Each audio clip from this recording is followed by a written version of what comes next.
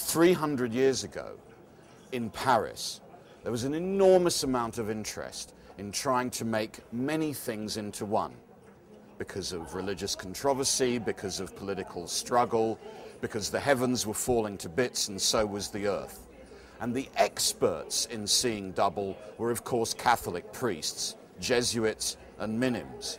In the convent in Paris, they worked out a very clever technique for making one thing into many. And in the artificial plane, you'd see a host of characters as they imagined the 12 rulers of the Turkish Empire, or the 12 current popes, or here, in this extraordinary replica that has been built for the show, the citizens of the world. And then when you look through a tube with a pinhole at one end and the glass at the other, you see a different single thing, which is made out of these many things and gives them meaning. And that's called the natural plane. Now, the idea was that you would have, say, the dozen rulers of Turkey, and you'd look through this tube and you'd see the King of France. Or you'd see a large number of bones, and you'd look through the tube and you'd see a living man, thus optically replicating the miracle of Elijah in the Valley of Dead Bones. But what Olivier has done here is to represent the citizens of the world, and when you look through the tube with its 12-faceted glass and its pinhole, you see the face of Leviathan, the artificial state, which is made up of these elements and gives them meaning. So it's this, the thought was, that is artificial, and it's Leviathan, which is natural, and it's an optical trick that makes you think so. So this is the third chapter, which has now to do with the question of a good and a bad government. And of course, it's a very important question in the iconography, and here you will see the reproduction of Siena's Lorenzetti's fresco on the good and bad government. But all of this section is also about the right way of assembling people and the thing they talk about. See, what is very striking here, we are in the bad government part, is that it's also an impossible commerce. People are killed here, and it's a completely destroyed political atmosphere. And that's the subtitle of the show, which is Atmospheres of Democracy. This is a bad atmosphere. Sie sehen hier eine sehr wichtige Darstellung des Begriffs Gerechtigkeit. Die Gerechtigkeit ist im Grunde das, was eine Gesellschaft, eine Gemeinschaft zusammenhält. Sie sehen die berühmte Justitia, die Waage der Gerechtigkeit. Hieraus kommt ein Faden. Sie sehen, alle halten sich an der Gerechtigkeit fest, alle richten sich nach der Gerechtigkeit aus. Nur durch die Gerechtigkeit wird eine Gemeinschaft buchstäblich zusammengehalten. Und dieses Seil geht dann rauf zum Souverän. Das heißt, die Legitimierung sozusagen ist nicht mehr, wie seinerzeit später sogar bei Hobbes, die militärische Macht. Und das wird sozusagen sehr deutlich, die Gerechtigkeit ist die eigentliche Legitimierung einer Gemeinschaft. Wenn jemand sich eben nicht an diese Gerechtigkeit hält, wird er dafür bestraft. Also Gerechtigkeit heißt auch sozusagen Strafe, nicht nur sozusagen eben Frieden schaffen. Und das ist hier ein sehr interessantes Modell für das Gemeinwesen.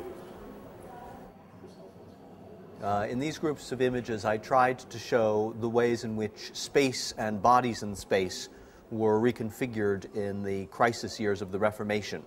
Luther said that you could have a church at any place in the world, from a field or a forest through a church, and all that mattered was that the word of God was heard. But of course, once you have actually bodies in space, they create their own architecture. Some people are in front, some people are behind, and then there's the whole question of who gets to speak. And so the moment this rather human or human-centric idea of the assembly as only someone speaking and people listening gets launched, there's immediately problems of hierarchy. This is a plan of church seating in a church in Frankfurt, and every family who's allowed to sit in particular parts of the church is listed on the chairs that are there. And what it reflects very materially is the degree to which once you seat people, hierarchies get formed. Once you have an assembly of bodies in space, inevitably an architecture grows up which is usually reflective of difference between people rather than the ideal of the democratic whole. And almost from the day that Protestant religions transformed church service from a service based in the sacraments to a service based in preaching, new kinds of hierarchies arose and huge disputes arose within the church as to who gets to sit where, in particular when someone dies, who gets to replace the deceased. In the case of the Reformation polemical images, one has a antithetical structure between, on the one side, the image of the ideal assembly, where the preacher preaches to his flock and all the things are done according to the theory of what church is as given in the Bible. So this is all biblically sanctioned forms of assembly, and this is the bad form of assembly in the form of Catholic assemblages, in the form of the Catholic Mass and the Catholic rituals, which this image, by its visual language, condemns with scene of damnation, with caricature, and so forth. So good assembly and bad assembly in two kinds of churches.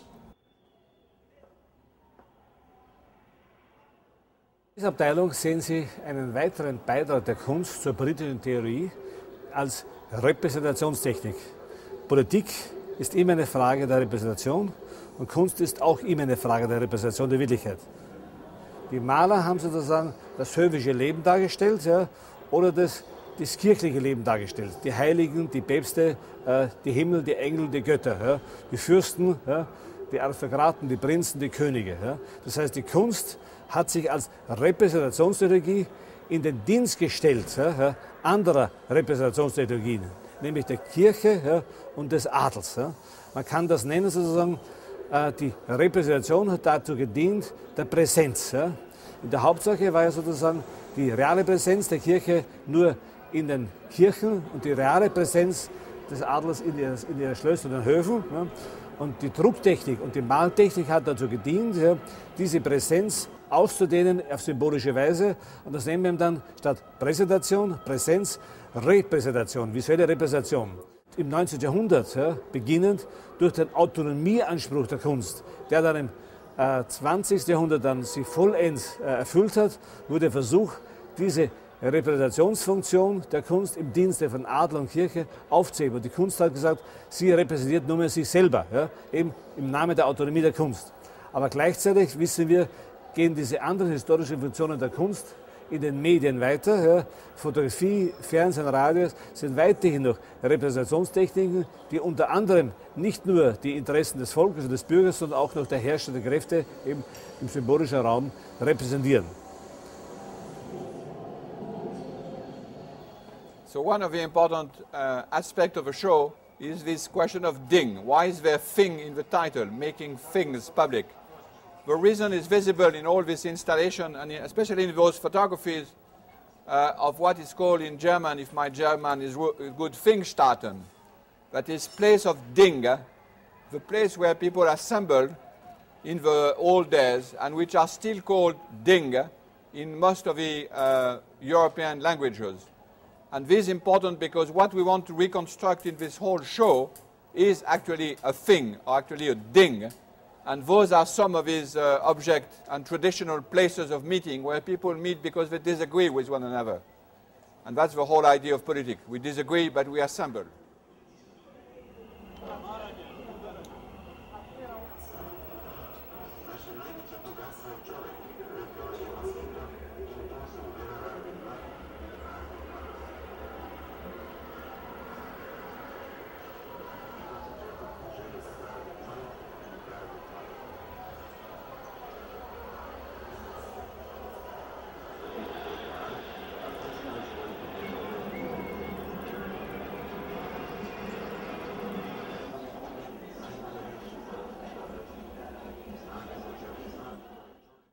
We have assembled here a series of scientific experiments to show science in action, so to speak. Science not as object and objectivity only, but science as also activity, connection, materiality, and techniques of representation.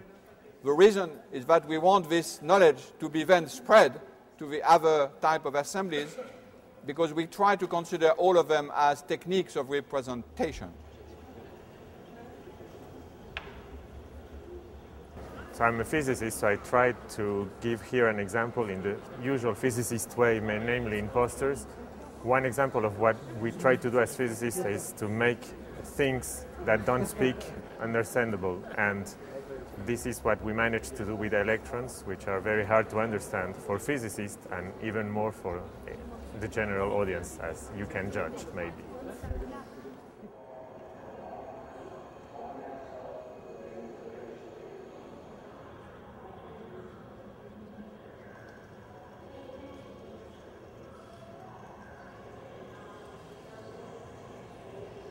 Well, the atom bomb is obviously the traditional way in which people think of the link between science and politics, the ultimate thing, so to speak, ultimate destruction, ultimate physics, and ultimate politics. But this is not the way we actually do science and politics in this show. We are more interested in this sort of piece. This is by Anna Schell on Marais, the founder of physiology, experiment on fish. And you see it, the very new ways of presenting a scientific experiment and presenting it a new aesthetics of matters of fact.